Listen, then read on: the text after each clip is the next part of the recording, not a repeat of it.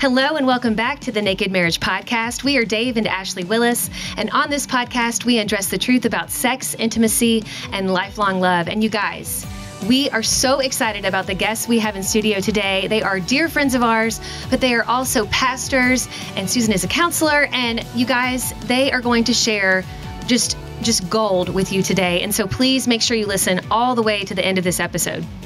That's right. So I'm going to invite the cameras to pan out for those watching on YouTube, and you'll see these two beautiful people in studio with us. Yay. So she told you they're our dear friends Brandon and Susan Thomas, the founders of Keystone Church in Keller, Texas, a church that we called home during our time when we were living there, and awesome. we just love it and love them, and they have such amazing insights for relationships, both as their work as pastors and Susan's work as a licensed professional counselor. And we're going to have a great conversation today. So guys, thank you for being here. Yes. So glad, excited. Glad to be here. We're excited to have you here. Let's dive in. Well, we are so excited to have some very special friends here today, Susan and Brandon Thomas, and we just love them. We love you guys, and we're so honored to have you guys on the podcast.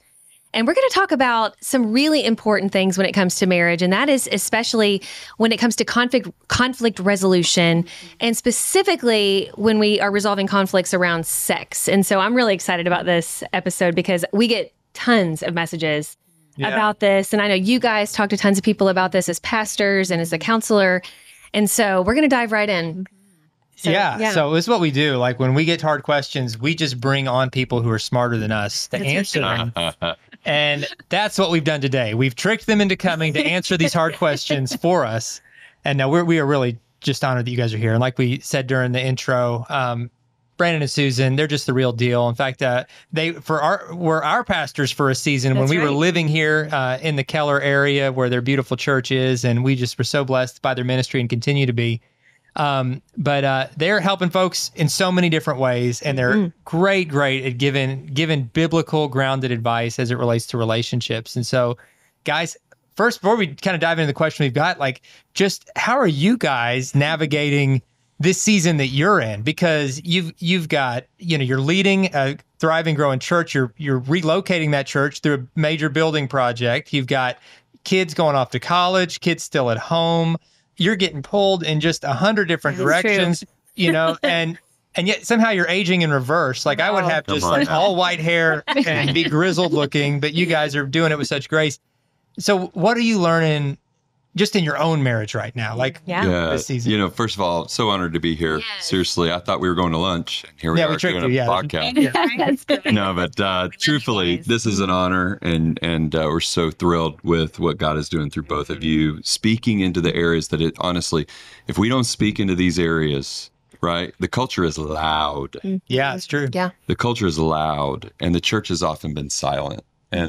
And so how we're navigating this crazy world, building a building in the middle of a pandemic, that little thing. When no one gathers. Yeah, I mean, it's a very unusual time, right? You don't learn this stuff when you're going through ministry school or seminary, wherever you go. Mm-hmm. But one of the words that I've been giving the church is you can't do this in the flesh. Yeah. And that's biblical language for saying the Bible talks about doing things in the flesh. And what that means is you can't do this on your own strength. Right. You have lids, right? You have lids of capacity. You only know so many people. You only have so much education. You only have so much money. You only have so many places you can turn.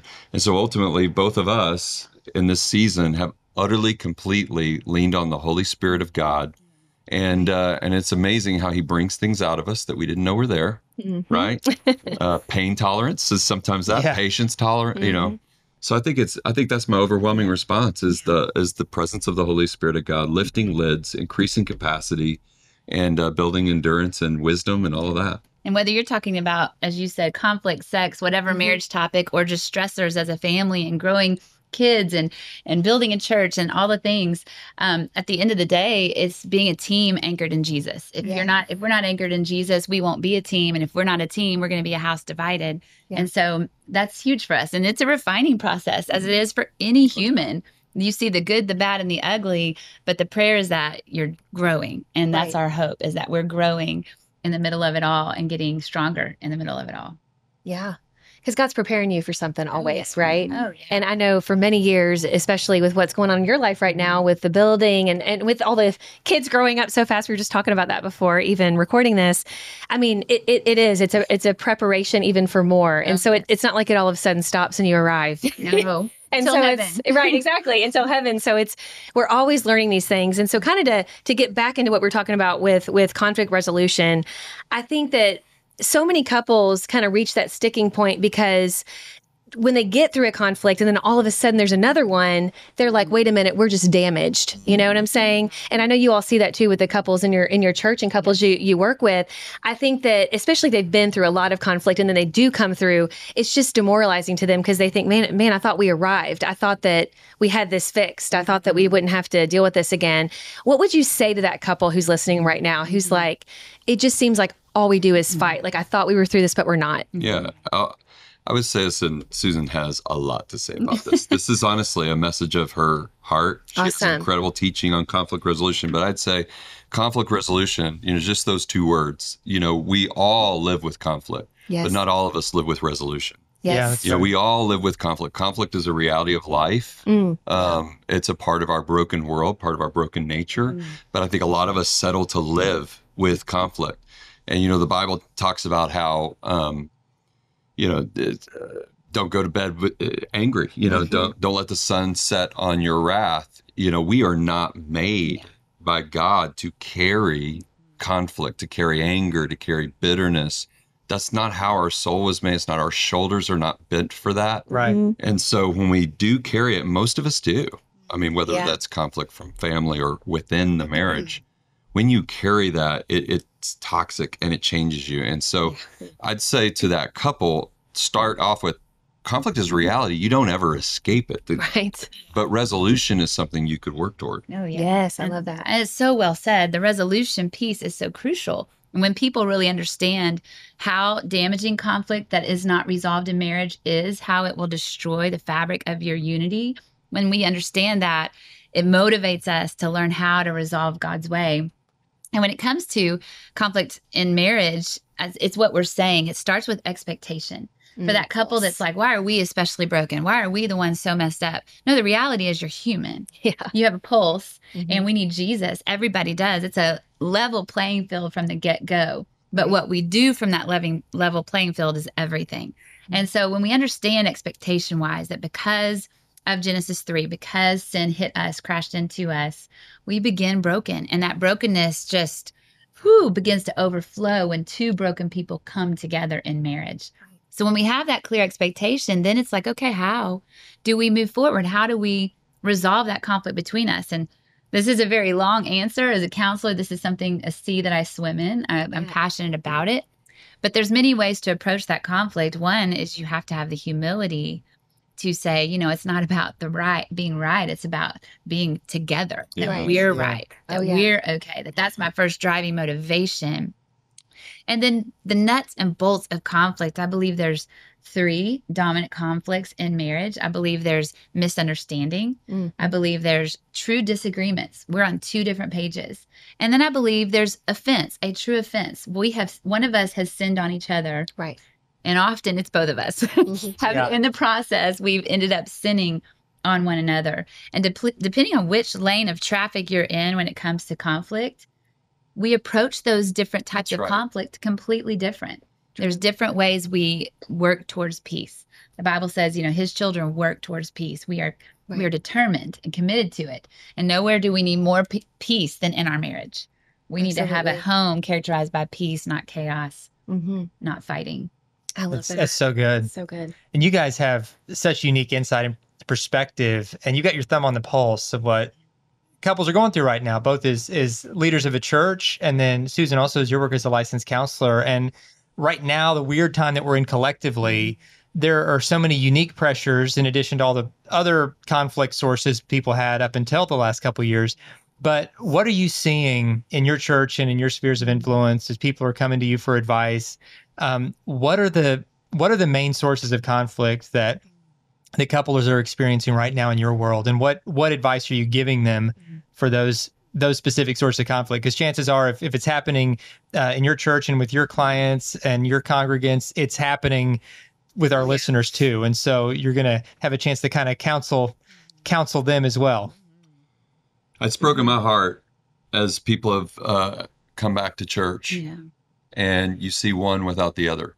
Yeah. You see one coming back with a different guy. It has utterly broken my heart to see the divorce that's occurred over the last 20 months. And I want them in the church. Don't get me wrong. I'm not saying don't come. I 100%, but it breaks my heart because part of our mission is to save marriages. Oh, yeah. And so you're right. You're right. The conflict and the issues are real. I'd say the dominant, big, huge sex and romance. Yeah. Yeah. Oh, yeah.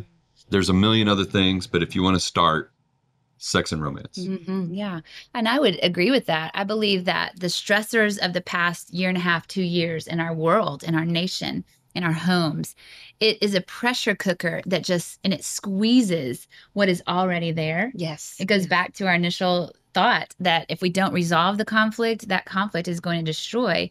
And at the end of the day, the broken places inside of us, pressure squeezes that to come to the surface. Yeah. So whether they're dealing with sex and romance just breakdown in their relationship, or whether we're dealing with communication, that we haven't learned how to communicate God's way, and maybe we even downplay the importance of communication in our marriages. Whether it's the way that we do things differently, our preferences, or just allowing selfishness to just slither in. You're stuck at home with each other for a while. Now everybody's working from home, and everybody's seeing that selfishness on full display. Right. And so all of those, I think, and more begin to squeeze a couple.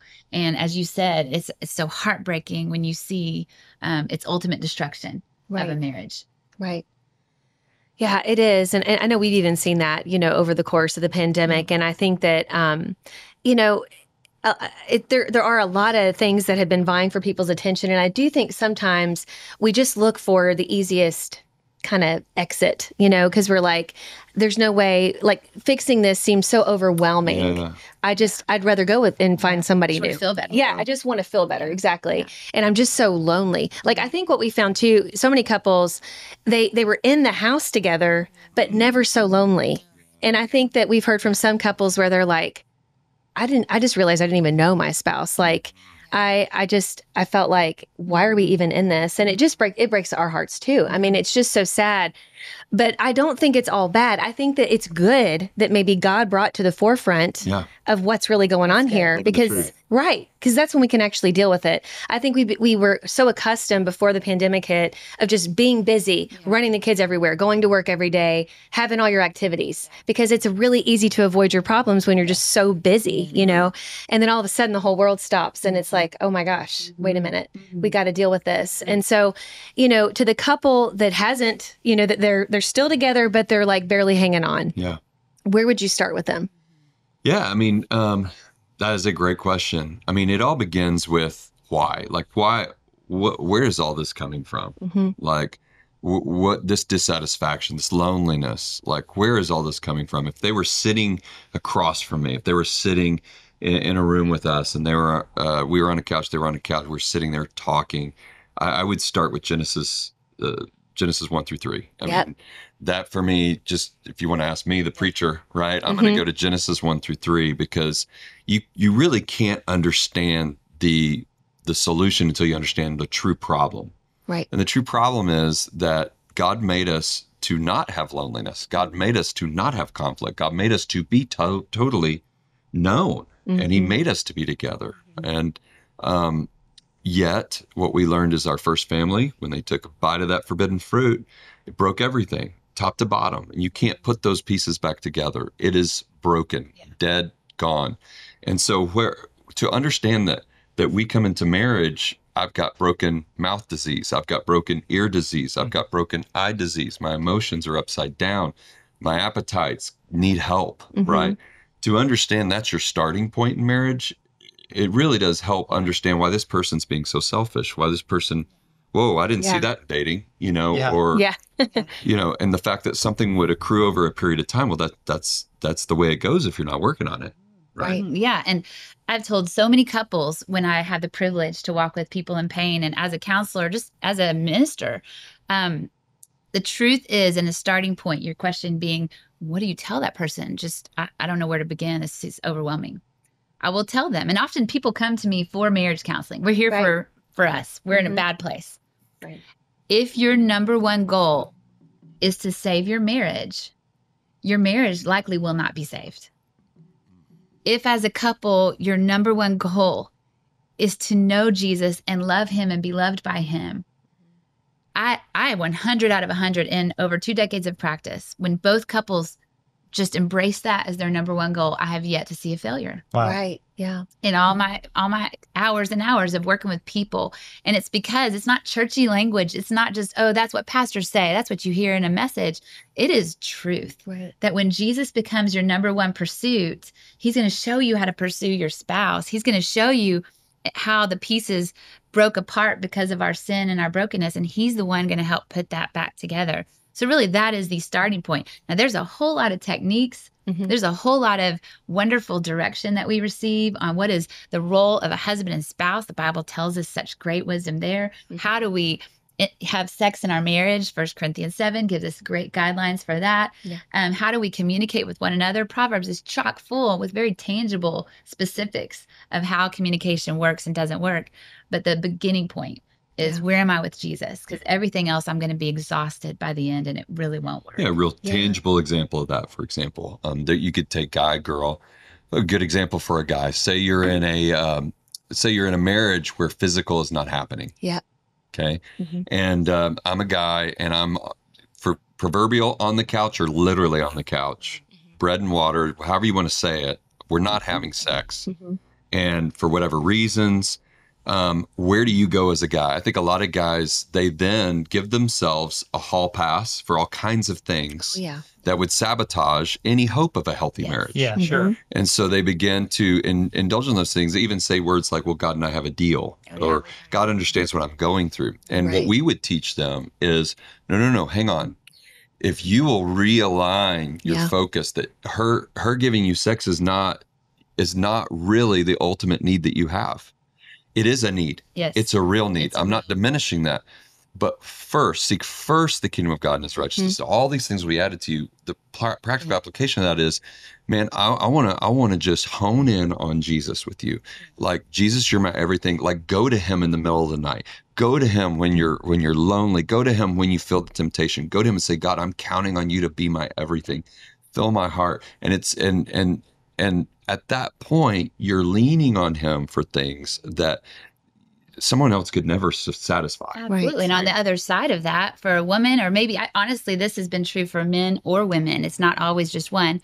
But at times, if you're a woman in a marriage where you're not feeling that attraction, you're not feeling that desire for sex, then when Jesus is your first pursuit and you're saying, God, I want to follow you, then feelings do not drive you. Faith drives you. Yeah. Now, I'm not talking about a physically abusive marriage, but there's moments in a marriage where you say, God, I know that you have designed sexual intimacy as part of your creation for intimacy between my husband and me. And so there's times when I'm going to faith it, not fake it. Yeah. But faith it. I love that. I like that. Yeah. That's really good. Yeah. We hear from so many like that. Like, the feelings aren't quite there for a variety of reasons, but seeing it, through your faith, and knowing like Jesus can help me to fulfill this need for my husband, but also, bring us closer together through the process. And it's really a matter of faith. Yes. I love that, because we do hear the fake it thing a lot. Yes. I mean, but that's not going to sustain you. But Jesus can sustain you, Faith it. I love that. That's great. It's Philippians 4:13. I can do all things through Christ. And I think our culture has kind of taken that mindset, and they apply that verse without the Christ. And I can do all things. Yes. I can do all things through my own effort. I can do all things through my own, ingenuity. And that's not the verse, and it's certainly not how it works. And so when we take Christ out of it, then we're not going to experience this kind of healing and wholeness. And so I love just pointing people back to Jesus, because that really is the answer. And through him, in him, we can do all things. But we've got to bring it all back to him. That's right. It's about surrender. That's kind of what I hear you all talking about, the surrender to the Lord, and bringing him your broken pieces. And I know, again, some listening, if you're in a hard spot, they might be like, okay, I've heard that at church, but I mean, really, guys. But truly, I mean, when you really do fully surrender and say, like, I've done all I can do, Lord. And this, I'm really, truly surrendering to you and putting it in your hands. And you know what's in my husband's heart. You know what's in my wife's heart. You know what's in my heart. And I'm just asking you that you do whatever it is your will here, and help me, move in my heart to do whatever it is you want me to do. Because I think so many times when people are in conflict, they really do. I mean, they may not say it, but they really blame their spouse. You're right. They really do. I mean, we're, as human beings, I mean, it's hard. It's hard for us to blame ourselves, Yeah. And I think that when we fully surrender, there's not this blame game. It's like, it's really like God will tell us personally what he's calling us to do. And it also, when we fully surrender to Christ, there's this humility that he gives us. Like we always tell couples, if they're not praying together, pray together, because, two things happen. Like when you pray together, you not only humble yourselves before the Lord and have that surrender, but you humble yourself before your spouse. Yeah. And it's really hard to stay mad at somebody and pray for them at the same time. And I challenge people to do it. I'm like, I've tried, through our marriage, we've tried that before. You've been mad at me before? What? You know what I'm saying? No. But it's like, you don't, I mean, it really is amazing. And it's not like everything's fixed. No. But there's it's a great starting point. And it is that point of knowing it's not in my own power. Mm-hmm. Like God, it's all up to you. Yes. Like only you can really fix this. Yes. Well, let's take all these amazing insights and apply it to like one specific situation to the question, because then that's like sometimes where the rubber meets the road, and we can talk through like this is a real person dealing with a real thing. And so I'm gonna tee up our question, which again I don't know what it is today. We don't see it till just now. So we're gonna read it, and we've got with Brandon and Susan here. We're sure to get talk about like being able to phone a lifeline, like when you're a wealth of knowledge. You need some backup. I'm excited to tackle whatever this is. So I'm going to read this, and then we're going to dive in. Thank you, by the way, for those who send in questions, which you can do at nakedmarriagepodcast.com. And of course, you can also send us questions on Instagram at Dave and Ashley Willis, and we'd love to talk to you there on Facebook. And if you're interested in connecting with Brandon and Susan on Instagram, you can find him at PS, short for pastor, PS Brandon Thomas, and Susan at Susan_Thomas1. And they post great stuff. I stalk them online regularly, and you can find them there. You can also follow Keystone Church for some great biblical teaching as well. So today's question. My husband and I have been married for nearly 5 years, and we have 2 wonderful little boys. My husband and I are both very enthusiastic about our careers and future goals. Recently, my husband received a job opportunity where he would get to fulfill his career dreams and make much more money, but it would require him to travel over half the year and be away from our family. We decided it wasn't the right time for us at that point in time, but now, a few months later, the opportunity has arisen again, and he's more enthusiastic than ever. I want him to have job fulfillment and be happy, but I also don't want to uproot our family. My husband wants me to quit my job and be a stay-at-home mom so we can travel with him, but I just don't have that desire at all. I'm finishing up graduate school. I'm on a wonderful career path myself. How can we talk through this and be able to see eye to eye? I don't want to be selfish and not support his career, but I also want to do what's best for our family as a whole. Great question. Yeah. I think in different levels, every couple wrestles with these sorts of dynamics where you have to find a way to find unity and compromise where the whole family can win, because in marriage, you're on the same team, which means you're either going to win together or lose together. If it turns into one of us is going to win by getting our way and the other one's not, you've both lost. And so in a situation like this where no matter what decision is made, it can feel like someone is losing. Right. How do we navigate this? And so both for the couple listening to this and for every couple out there who's wrestling through a big life decision where you and your spouse aren't right now totally on the same page, what is the process to get to a place of unity to make a decision? Yeah. Susan. Okay. Yes, this is big. This is a huge life decision for this family. And it's so true, Dave, that this represents whatever big decision you find that you and your spouse are disagreeing about. Sure. And when it comes to conflict resolution, this would run in the lane of disagreement. Right. Yeah. And so caution, because an offense is right around the corner as you guys talk about this big decision. So I think the first place we have to go is with something this big, I need someone bigger speaking into my situation. So God, give me some rails to run on as we navigate this. So it starts with, I believe, getting wise counsel. Have some people around you. Maybe that is a trusted biblical counselor, a licensed biblical counselor.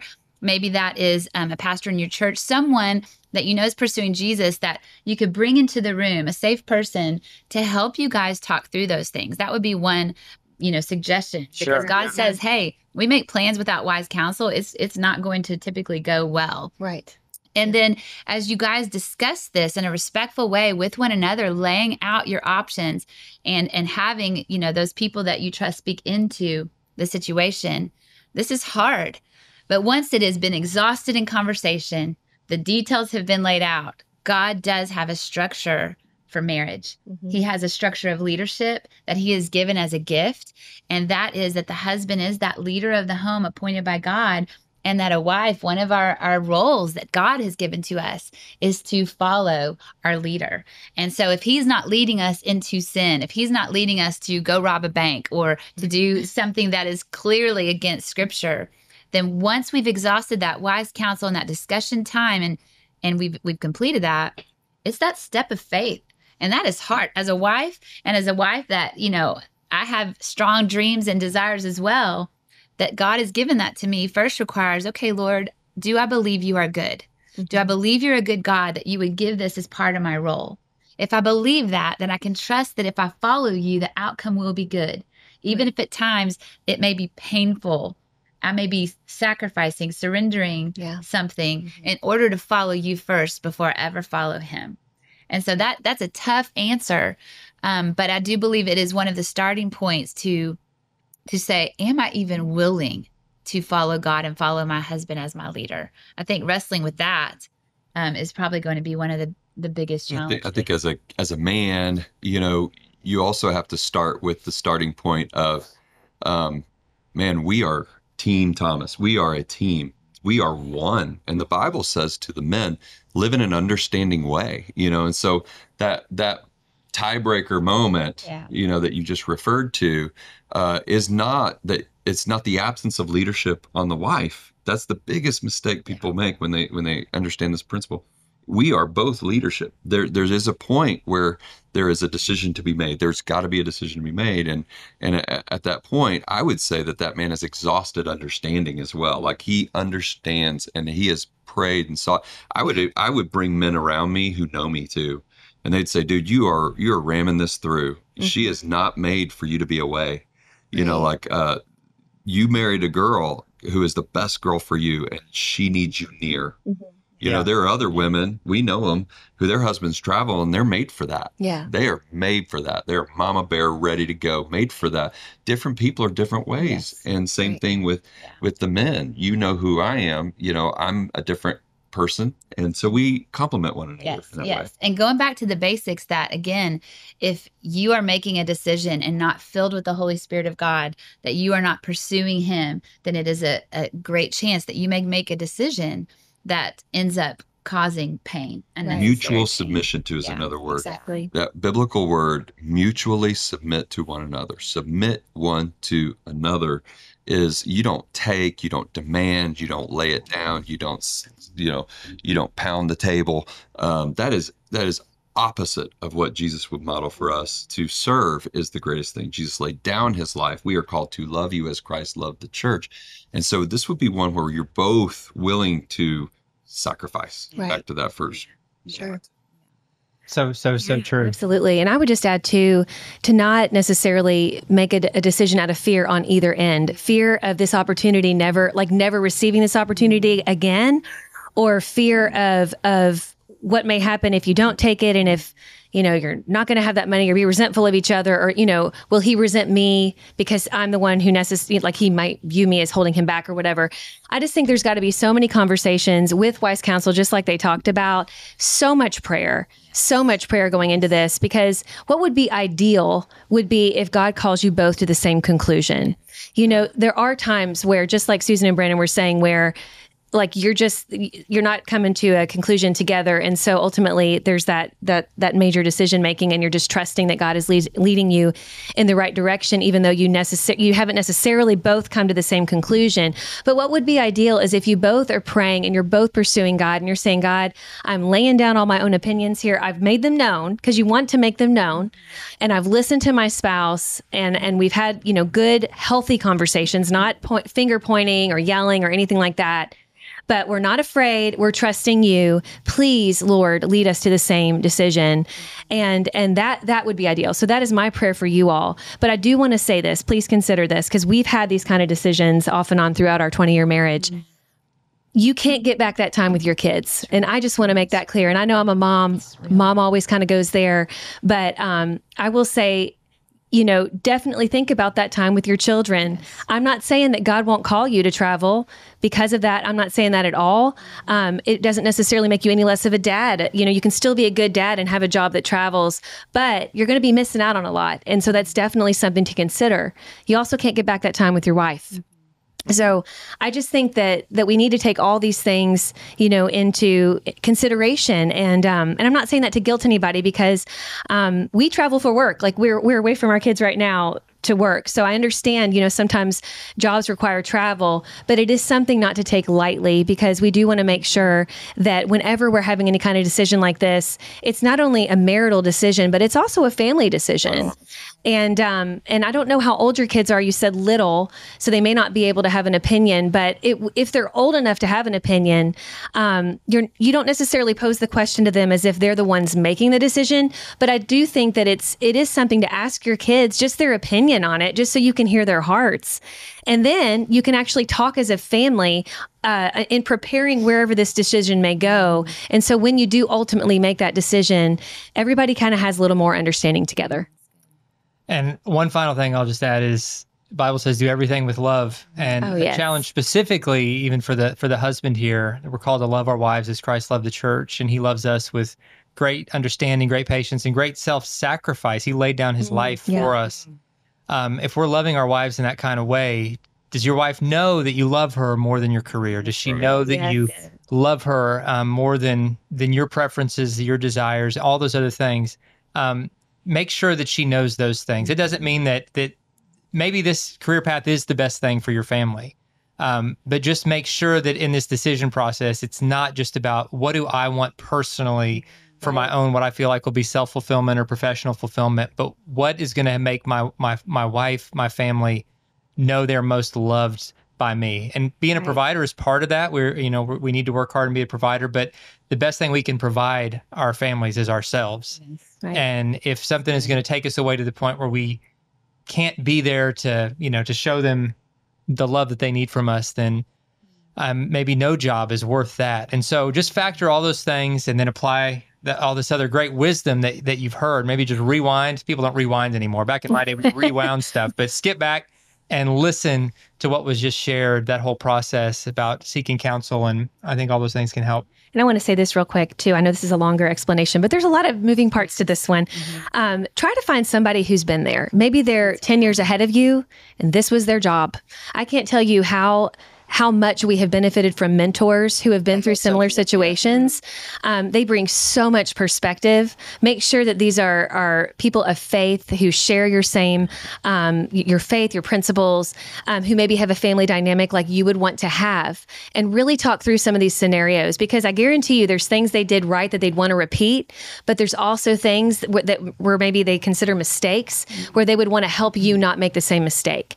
And so there's just such wisdom in those mentors out there, and they're usually very eager to help. So I just want to put that. So good, man. A lot of just wisdom from this episode. Brandon and Susan, you guys are the real deal. Thank you. Thank you for making time to share. You guys just have such a heart to give and to serve, and we see that in your work, in your ministry, in your counseling, and even the time you shared with us today. You guys are a gift, and we're just thankful to call you friends. Yes, thank you. Grateful for you. So grateful for you and XO. Thank you. Yeah. And thank you guys for watching and listening. We'll see you next time. Bye, guys.